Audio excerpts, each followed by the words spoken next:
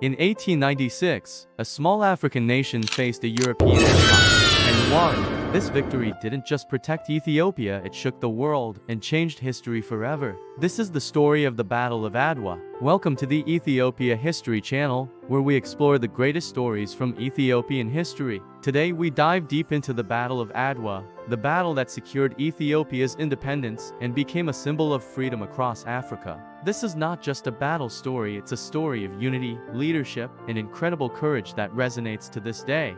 Get ready to learn how a nation, through sheer will and brilliant strategy, defied the odds and stood tall against one of Europe's rising powers. Let's set the scene. The late 1800s was the height of the scramble for Africa, a period where European powers were carving up the continent for themselves.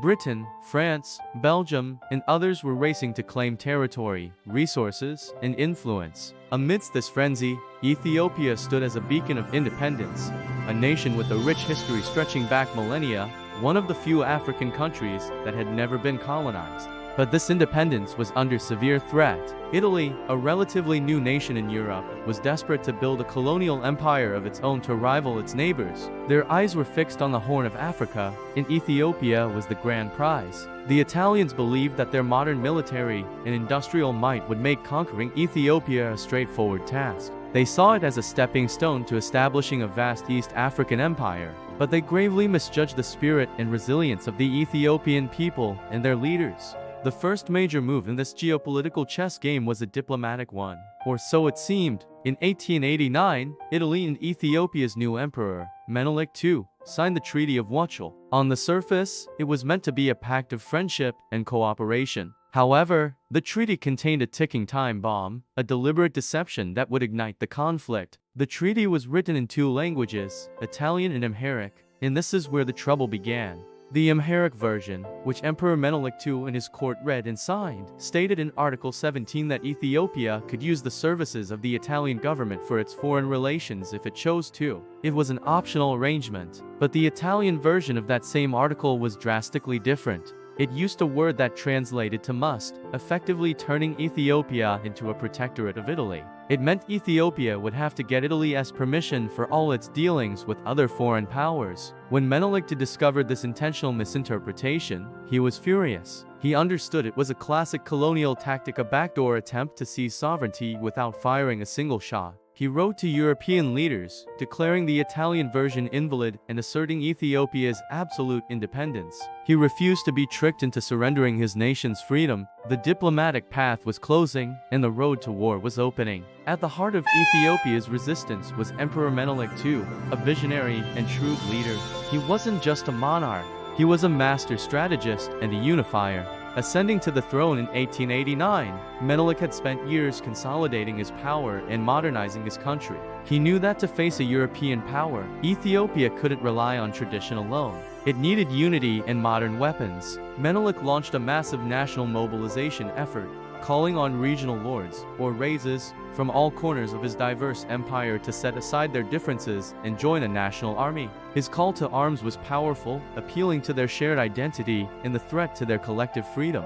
Enemies have now come, he declared, who would ruin our country and change our religion. With the help of God, I will not deliver up my country to them. Alongside him was his formidable wife, Empress Teitu. She was not just a queen consort. She was a brilliant political advisor, a military strategist, and a staunch anti-colonialist. She was deeply suspicious of European intentions from the start and played a crucial role in advising Menelik to reject the Treaty of Wuchel. Her intelligence and unwavering resolve were instrumental in planning the resistance and inspiring the Ethiopian people. Together, Menelik and Teitu formed a powerful leadership duo, ready to defend their homeland at any cost. As tensions escalated, Italy grew impatient. Confident in their military superiority, they began to push their forces deeper into Ethiopian territory, occupying parts of the northern Tigray region. Italian commanders, like General Oreste Baratieri, were driven by a sense of racial and technological arrogance. They openly mocked the Ethiopian army, viewing them as a disorganized, poorly equipped force that would scatter at the first sign of a modern European army. But Menelik had been preparing for this moment for years. While the Italians saw a traditional African army, Menelik had been quietly and cleverly modernizing his military. He used the very rivalries between European powers to his advantage. purchasing modern rifles, cannons, and ammunition from France and Russia, who were happy to sell weapons that might be used against their rival, Italy. By the time the war began, the Ethiopian army was far better equipped than the Italians imagined. They had tens of thousands of modern firearms and a significant amount of artillery, leveling the technological playing field in a way the invaders never anticipated.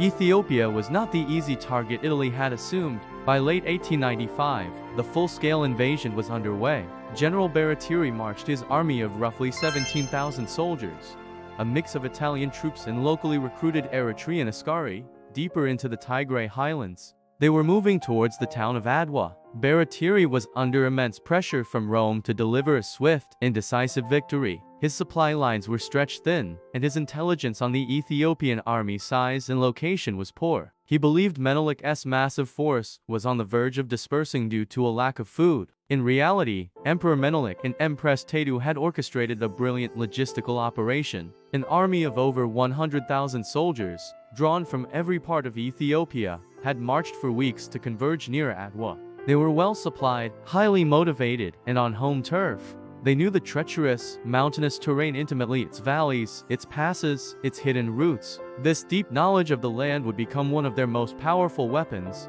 turning the landscape itself into an ally against the invading army. The Italians were walking into a perfectly laid trap. On the night of February 29, 1896, General Baratieri made a fateful decision.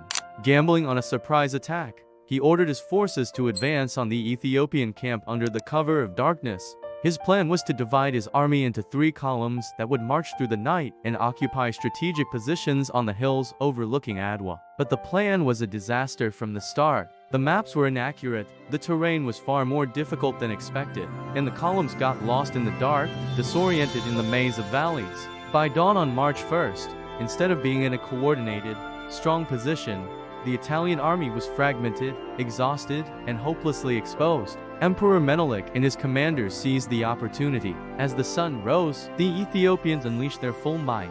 A massive force, estimated at over 100,000 warriors, poured down from the surrounding hills, sounding their war cries and firing their rifles. They crashed into the separated Italian columns one by one, overwhelming them with sheer numbers and ferocious courage. The battle raged for hours. Empress Tedu herself commanded a personal reserve of 10,000 soldiers, directing artillery and reinforcing key points in the Ethiopian line. By midday, the Italian army had completely collapsed. The retreat turned into a rout. It was a stunning, catastrophic defeat for Italy and an absolute, resounding victory for Ethiopia. The victory at Adwa sent shockwaves across the globe. For the first time in the modern era, an African nation had decisively defeated a European colonial power in a major battle. Italy was forced to sign the Treaty of Addis Ababa, which explicitly recognized the absolute independence of Ethiopia and nullified the fraudulent Treaty of Wuchel. The victory preserved Ethiopia's sovereignty,